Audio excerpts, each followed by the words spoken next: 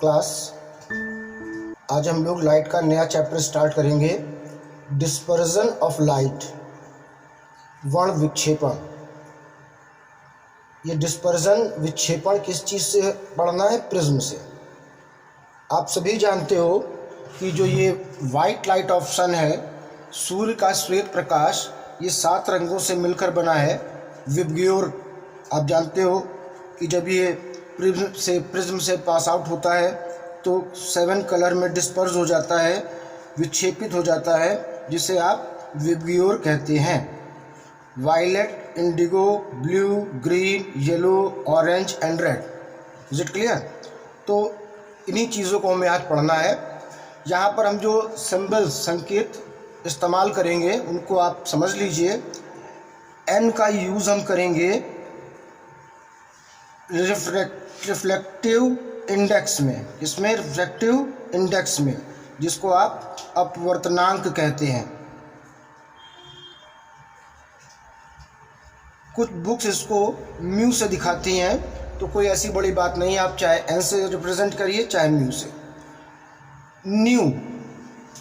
New इस तरह बनाइएगा न्यू। इसको हम रिप्रेजेंट करेंगे फ्रीक्वेंसी, यानी कि प्रकाश की आवृत्ति के लिए। Is it clear? इसको क्या बोला हमने? न्यू। लैम्डा, ये रिप्रेजेंट होता है wavelength of light. Wave length मतलब कि आप इसको बोलेंगे तरंग दैर्घ्य। Is it clear? तो प्रिज्म क्या होता है? ये रिफ्लेक्टेड सरफेस होते हैं प्रिज्म के, जिनसे प्रकाश रिफ्लेक्ट होता है, लाइट रिफ्लेक्ट होती है, जिसके बाद हमें यहाँ पर 7 कलर मिलते हैं, जिन्हें आप विबग्योर कहते हैं। ठीक? प्रिज्म के इस एंगल को ए से रिप्रेजेंट करते हैं और इसे प्रिज्म एंगल या प्रिज्म कोण कहा जाता है, और रिप्रेजेंट भी ये ए से ही किया जाता है। ठीक बच्चों, एक चीज़ ध्यान रखना, ये सारे कलर बेस की ओर झुके होते हैं। कुछ किताबें इनको इस तरह ले जाती सामने, जो कि गलत है, या कोई बच्चा इस तरह बनाता है तो वो गलत है। ठीक है? ये सारे कलर बेस की ओर होते हैं। बेस में सबसे नीचे होता है वायलेट कलर और सबसे ऊपर होता है red colour. Because reflective index of substance of prism के पदार्थ का अपवर्तनांक वायलेट कलर के लिए सबसे ज़्यादा होता है, इसलिए वायलेट कलर बेस की ओर सबसे नीचे मिलता है। इसी तरह रिफ्लेक्टिव इंडेक्स अपवर्तनांक सबस्टेंस ऑफ प्रिज्म के पदार्थ का अपवर्तनांक रेड कलर के लिए सबसे कम होता है, इसीलिए रेड कलर सबसे कम नीचे यानी ऊपर की ओर मिलता है। और ये सारे रेज बेस की ओर मुड़ी होनी चाहिए, उनके सामने या ऊपर फव्वारे की तरह नहीं होनी चाहिए। ये मस्ट इम्पॉर्टेंट है। ठीक है? तो ये इंट्रोडक्शन है जिसको आज हम प्रिज्म में पढ़ेंगे। तो सबसे पहले हम लोग देखते हैं प्रिज्म से हमसे कौन कौन से लाइट या स्मॉल क्वेश्चन पूछे जा सकते हैं। तो देखिए, आप समझ ही गए हो, मैंने फिगर बना रखा है कि जब ये वाइट लाइट, श्वेत प्रकाश, जिसे कि हम यहाँ लिखेंगे इंसिडेंट लाइट, आपतित प्रकाश। क्या लिखेंगे? आपतित प्रकाश। जब ये वाइट लाइट प्रिज्म से होकर गुजरेगी तो ये 7 कलर में डिवाइड हो जाएगी, जिसे डिस्पर्जन विक्षेपण कहते हैं। ठीक?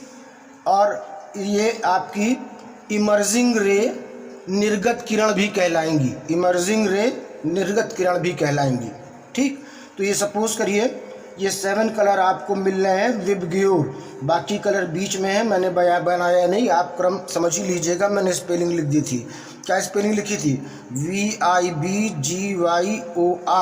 बच्चे टर्म को कंफ्यूज कर देते हैं। तो ये विबग्योर है जिसमें मैंने पहला और आखिरी लिया है। अब देखना है कि क्या क्या हो रहा है। यहाँ पर जो मैं लिखूँगा उससे आपके शॉर्ट क्वेश्चन बनेंगे, जिन्हें कि आप नोट्स में फिगर बनाने के बाद इस तरीके से पॉइंट वाइज आप लिखेंगे।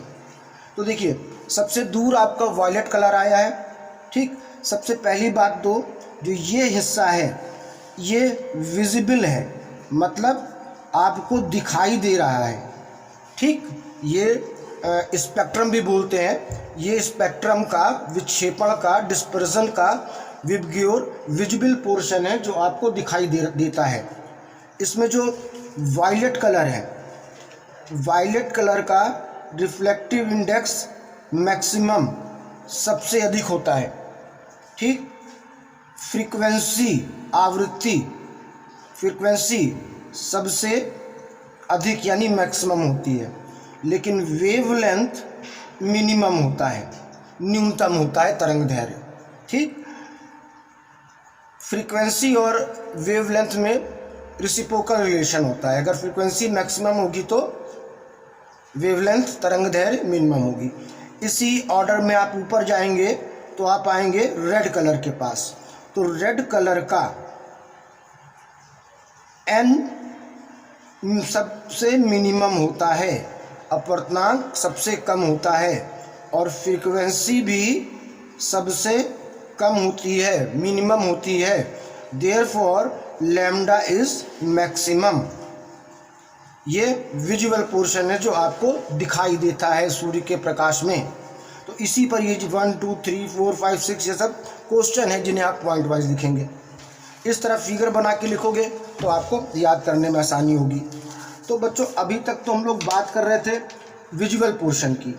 ऐसा नहीं है कि रेडियो एक्टिव रेडिएशन में, विकिरण में, स्पेक्ट्रम में केवल इतना ही होता है।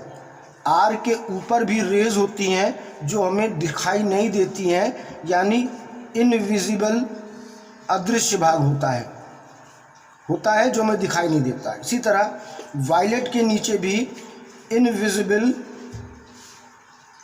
अदृश्य रेज, तरंगे होती हैं जो हमें दिखाई नहीं देती हैं। तो देखिए, रेड के ऊपर जो अगली रे, किरण आती है उसको बोलते हैं इंफ्रा रेड रेज, अवरक्त किरणें। Is it clear? इन्हें क्या बोलते हैं? अवरक्त किरणें। ये हमें दिखाई नहीं देती हैं लेकिन स्पेक्ट्रम के इनविजिबल, अदृश्य भाग में होती हैं। और बच्चों, यहाँ पर एकदम याद रखना, जो सूर्य के प्रकाश में गर्मी, ऊष्मा, थर्मल इफेक्ट ऑफ सनलाइट, ये जो थर्मल इफेक्ट है, जो ऊष्मीय प्रभाव है, वो मात्र और मात्र इसी किरण के कारण है। ये जितनी गर्मी आप झेल रहे हैं उसकी जिम्मेदार ये इंफ्रारेड अवरक्त किरणें हैं। यानी आप कह सकते हो इंफ्रारेड है थर्मल इफेक्ट, अवरक्त किरणों में ऊष्मीय प्रभाव होता है। ये सब आपको आंसर में लिखना है। Is it clear? इसी तरह जब आप वायलेट, बैगनी के नीचे आएंगे तो आपको मिलता है अल्ट्रा वायलेट रेज। क्या मिलेगा आपको? Ultra violet rays. ये भी इनविजिबल, अदृश्य होता है, दिखाई नहीं देता है, ठीक। अल्ट्रा वायलेट को आप हिंदी में बोलेंगे परा बैगनी किरणें या रेज, ठीक है। अब ये भी आपको दिखाई नहीं देती है।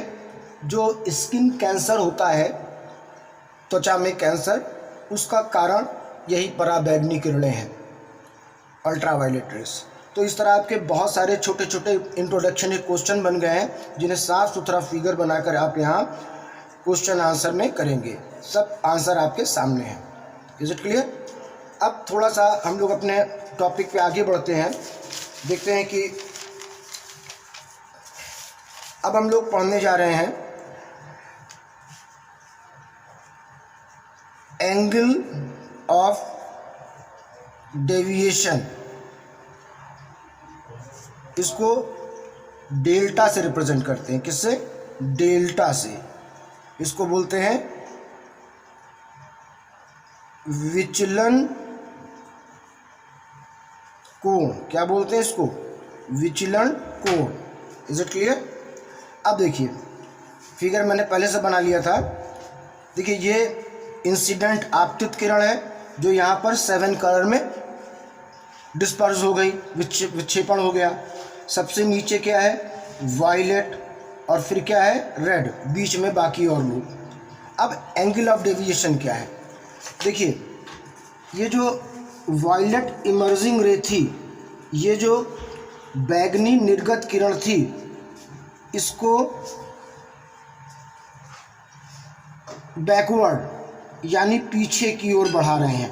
क्या कर रहे हैं? बैकवर्ड यानी कि पीछे की ओर बढ़ा रहे हैं। और ये आपकी थी रेड, तो रेड को भी हम बैकवर्ड यानी पीछे की ओर बढ़ा रहे हैं। तो जहाँ पर ये मिलेंगी, मेरा पेज छोटा पड़ गया, आप सीधे इसके लिखिएगा, ठीक है? जहाँ पर ये मिल रही हैं, ठीक, तो इनको हम लोग बोलते हैं, थीटा से रिप्रेजेंट करते हैं, ठीक है? और एंगल ऑफ डिस्पर्जन, ठीक है, विक्षेपण कोण कहते हैं, ठीक। लेकिन अभी इसको आप, इस फिगर को आप अभी ना बनाइएगा, क्योंकि इसके पहले आपको हम एंगल ऑफ डेविएशन सिखाएंगे। Is it clear? पहले क्या सिखाएंगे? Angle of deviation. तो इसे भी नोट्स बनाई। अब एंगल ऑफ डेविएशन के लिए जो हम बताने जा रहे हैं, अब आप उसको समझेंगे और बनाएंगे। तो हम क्या आपको बताने जा रहे हैं? Angle of deviation means prism के लिए विचलन कोण, जिसको कि हम रिप्रेजेंट करते हैं डेल्टा से। तो देखिए ये हमने प्रिज्म बनाया। अब इस पे ये वाइट लाइट इंसिडेंट है, आपतित है, जो कि यहाँ से गुजरने के बाद डिस्पर्ज हो जाएगी 7 कलर में। तो हमने फ़िलहाल अभी कोई भी एक कलर लिया है, यानी कि आपको मैं ये दिखा रहा हूँ कि ये हमारी इंसिडेंट रे है, जिसको कि आप बोलते हैं आपतित किरण, आप लोग पूरा लिखा करिए। और ये है इमर्जिंग रे, निर्गत किरण। ध्यान रखिए, यहाँ मैंने 7 कलर की रेज नहीं ली, हमने कोई भी एक कलर की रेज मान ली। अब इंसिडेंट रे को हम आगे की ओर, टूवर्ड्स, आगे की ओर बढ़ा रहे हैं, ठीक। और इमर्जिंग यानी निर्गत किरण को हम पीछे की ओर, बैकवर्ड, पीछे की ओर बढ़ा रहे हैं। तो देखिए इस पॉइंट पर ये मीट हो रही है ना, इस पॉइंट पर, इस पॉइंट को बोलते हैं एंगल ऑफ डेविएशन और डेल्टा से रिप्रेजेंट करते हैं। इंपॉर्टेंट है ये। क्या क्या किया हमने? इंसिडेंट रे को फॉरवर्ड किया, इंसिडेंट रे को फॉरवर्ड किया, इमर्जिंग रे को बैकवर्ड किया। तो जो इंटरसेक्टिंग पॉइंट था, उसके बीच में जो एक्यूट एंगल, न्यून कोण बन रहा है, वो कहलाता है एंगल ऑफ डेविएशन, ठीक। मतलब आपतित किरण को आगे बढ़ाने पर, निर्गत किरण को पीछे बढ़ाने पर, उनके बीच जो न्यून कोण बढ़ता है, वो क्या कहलाता है? वो कहलाता है एंगल ऑफ डेविएशन। इसको बहुत बार पूछा जाता है। आप इसको इस तरह भी पढ़ सकते हो कि angle of deviation is defined as the angle form between the direction of incident ray and the direction of emerging from prism. और ये वाला डायग्राम बनाएंगे। मतलब कि विचलन कोण क्या है? प्रिज्म पर आपतित किरण को आगे बढ़ाने पर, निर्गत किरण को पीछे बढ़ाने पर, उनके बीच बने न्यून कोण को हम विचलन कोण कहते हैं। आप पूरा लिखना, क्या कहते हैं? विचलन कोण। Is it clear? ये डेफिनेशन लिखेंगे आप, और उसके बाद फिगर ज़रूर बनाएंगे। रे डायग्राम बनाना बहुत ज़रूरी होता है। फिर समझ लो बच्चों, सिंपल सी बात है। इंसिडेंट रे को फॉरवर्ड किया, इमर्जिंग रे को बैकवर्ड किया, इंटरसेक्टिंग पॉइंट पे जहाँ पे ये एंगल बना, वो था आपका एंगल ऑफ डेविएशन। आपतित किरण को आगे बढ़ाने पे, निर्गत किरण को पीछे बढ़ाने पर, उनके बीच बना न्यून कोण क्या कहलाता है? विचलन कोण कहलाता है, ठीक है। अब जिस एंगल के लिए, जिस आपतन कोण के लिए डेल्टा का मान सबसे कम होता है उसे बोलते हैं मिनिमम एंगल ऑफ डेविएशन, अल्पतम विचलन कोण। ठीक है, जिस आई के लिए इसकी वैल्यू सबसे कम हो जाएगी तो अब उसका नाम क्या हो जाएगा, मिनिमम एंगल ऑफ डेविएशन, अल्पतम विचलन कोण। एक्चुअली बच्चों क्या आप एक प्रैक्टिकल करेंगे, वो प्रैक्टिकल आप एक ग्राफ बनाएंगे इंसिडेंट आपतित कोण और डेल्टा डेविएशन विचलन कोण के बीच में। तो पहले बच्चों आपको वैल्यू बड़ी मिलेगी, फिर कम होती होते बहुत कम होगी, उसके वो जो सबसे कम था उसके बाद फिर ये बढ़ने लगेगी। तो ये आपको जो ग्राफ इस तरीके से मिलेगा तो उसमें ये जो सबसे छोटा एंगल मिला है ये आपका delta M, minimum angle of deviation, अल्पतम विचलन कोण कहलाता है। ये आप प्रैक्टिकल में करेंगे। Is it clear? तो एंगल ऑफ डेविएशन विचलन कोण बहुत पूछा जाता है। यहाँ पर एक पॉइंट और नोट कर लो बच्चों, जो वायलेट कलर होता है, वायलेट, उसके लिए एंगल ऑफ डेविएशन मैक्सिमम, अल्पतम कोण अधिकतम होता है, और रेड के लिए, रेड कलर के लिए एंगल ऑफ डेविएशन विचलन कोण सबसे कम, मिनिमम होता है। तो ये सब आपको पॉइंट क्वेश्चन आंसर के फॉर्म में लिखना है। Is it clear? विबग्योर की स्पेलिंग याद है सबको? आपको मालूम होगा कि जब वाइट लाइट गुजरती है प्रिज्म से तो 7 रंगों में डिवाइड हो जाती है, जिसे आप वर्णविक्षेपण, स्पेक्ट्रम या डिस्पर्जन कहते हैं। फिर आपको मैंने सब एंगल वगैरह बना के दिखा दिए हैं। ठीक, फिगर बहुत ज़रूरी होता है, आप खुद जानते हो। एंगल ऑफ डेविएशन मैंने कहा कि ये भी नहीं पढ़ोगे, इससे पहले डेल्टा पढ़ोगे। ठीक, और आप ध्यान रखोगे कि इसके जो n का फार्मूला होता है, किसका, प्रिज्म के लिए n, रिफ्लेक्टिव इंडेक्स, प्रिज्म के लिए n रिफ्लेक्टिव इंडेक्स का जो फार्मूला होता है बच्चों, वो होता है n is equal to reflective index for substance of prism, prism के कांच के या पदार्थ का अपवर्तनांक। इसको आप ऐसे लिखेंगे, sine a plus delta minimum अल्पतम विचलन कोण by 2 upon sine a by 2। यहाँ पर n क्या है, रिफ्लेक्टिव इंडेक्स, अपवर्तनांक। a क्या है, प्रिज्म एंगल, प्रिज्म कोण, और डेल्टा m क्या है, अल्पतम विचलन कोण, मतलब कि मिनिमम एंगल ऑफ डेविएशन। ये फार्मूला कहाँ पर यूज़ होगा, ये होगा प्रिज्म के पदार्थ का अपवर्तनांक। ठीक है, reflective index of substance of prism, जिस पदार्थ का प्रिज्म बना हुआ है। Is it clear? तो इनके आप नोट्स बना के मुझे भेजिए और अच्छे से फेयर कॉपी में नोट्स बनाइएगा। कोई कन्फ्यूज़न कहीं होता है तो आप मुझसे पूछ सकते हैं।